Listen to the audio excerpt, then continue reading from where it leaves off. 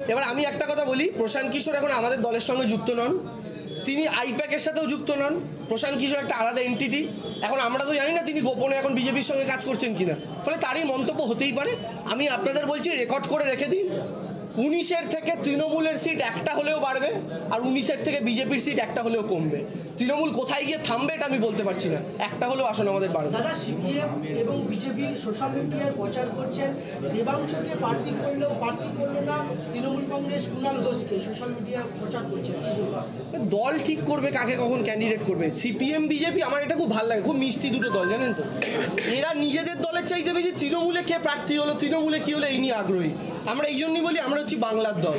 বাংলার বিরোধী দলরাও চিন্তিত যে তমলুকে তৃণমূলের টিকিট কুণাল ঘোষ না দেবাংশু, এই নিয়ে তারা আলোচনা করছে। বুঝুন, আমরা কি বিজেপির ক্যান্ডিডেট নিয়ে আলোচনা করছি যে এখানে কেন দিব্যেন্দু দাঁড়ালো না, এখানে কেন বিচারপতি প্রাক্তন দাঁড়াচ্ছেন? আমাদের তো কোনো ব্যাপারই না। বিজেপি যাকে খুঁজি ক্যান্ডিডেট করুক, আমরা সিম্বলটাকে হারাবো আর আমরা আমাদের সিম্বলটাকে জেতাবো। তো বিজেপি সিপিএম উৎসাহিত, আমরা ধন্যবাদ জানাই আমাদের দলকে এত গুরুত্ব দেওয়ার জন্য। ঢাকা কেন কেন্দ্র আজ কালকের মধ্যে সমস্ত কিছু বন্ডের তথ্য জানাতে হবে সিবিআইকে, নির্দেশ সুপ্রিম কোর্ট। এসবিআইকে জানাতে হবে। এসবিআই ব্যাংকে সুপ্রিম কোর্ট নির্দেশ দিয়েছে। দেখুন, এই বন্ডের তথ্য যদি সামনে আসে তাহলে অনেক কিছু দুধ কা দুধ পানি কা পানি হয়ে যাবে। এই বন্ডের টাকা আমরাও পেয়েছি তৃণমূল দল হিসাবে, কংগ্রেসও পেয়েছে, সিপিএমও পেয়েছে, সব দল পেয়েছে। কিন্তু ভারতীয় জনতা পার্টি যে হারে পেয়েছে, ইডি রেট করাচ্ছে কোম্পানিতে, সিবিআই রেট করাচ্ছে কোম্পানিতে, সিবিআই রেট বন্ধ হয়ে যাচ্ছে, তারপরে দেখা যাচ্ছে সেই কোম্পানিগুলো বিজেপিকে ফান্ডিং করছে। এর উৎস কি, এগুলো জানার দরকার আছে।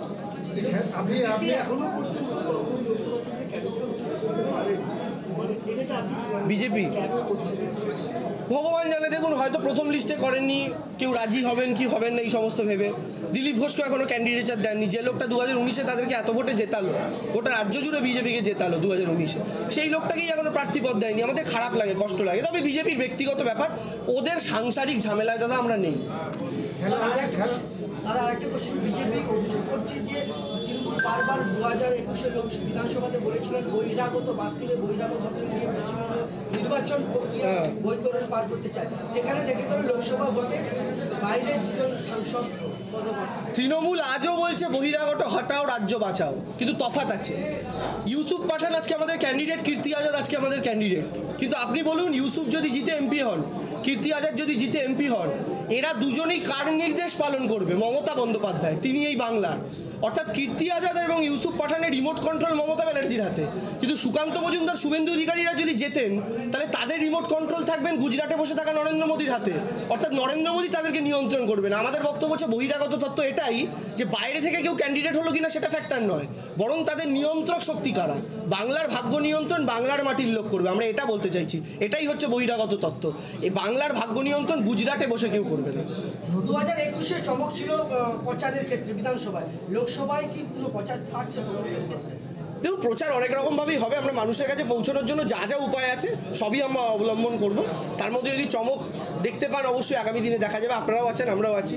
আপনাদের কোনো অ্যাক্টিভিটিস থাকবে প্রচারের ক্ষেত্রে নাকি বিরোধীদের কোনো ইস্যু আপনারা হাতিয়ার করবেন? দেখুন, ইস্যু তো রোজ আসতে থাকে, বিভিন্ন রকম ইস্যু তো ফিক্সড কিছু নয়। আমাদের ফিক্সড ইস্যু উন্নয়ন, সেটা নিয়ে আমরা লড়বো, এবং কেন্দ্রীয় সরকারের বঞ্চনা, বিজেপির ব্যর্থতা, এটা আমাদের প্রাইমারি এবং বেসিক ইস্যু। এর ওপরে দাঁড়িয়ে যাবতীয় যে ইস্যু আসবে সব কিছু নিয়েই আমরা লড়াই করব। আর প্রচার তো বিভিন্ন রকম, বিভিন্ন আঙ্গিকে সেরকম হতে থাকবে। লোকসভায় আপাতত করার মতো জায়গাতে নেই স্লোগান, তবে আগামী বিধানসভায় অবশ্যই আসবে। 21-এ খেলা হয়েছে আর খেলা হবে, স্লোগানটা কিন্তু এবারের ক্ষেত্রেও প্রযোজ্য। ক্রিকেট খেলায় প্রথমে ব্যাটিং করলে পরে বল করতে হয়। মমতা ব্যানার্জি 2021-এ ব্যাট করেছেন 215 নট আউট। এবার আমাদের তৃণমূল কংগ্রেস কর্মীদের বল করতে হবে, কারণ এবার বিজেপি ব্যাট করতে নামছে। আর এ রাজ্যের মাটিতে বিজেপির 18 প্লাস তমলুক কাঁথি 20টা উইকেট আছে। আমরা বল করে বিজেপির 20টা উইকেট ফেলবে আমাদের কর্মীরা, সেদিন গিয়ে খেলা শেষ হবে। ঠিক আছে, থ্যাংক ইউ, খুব ভালো থাকবেন।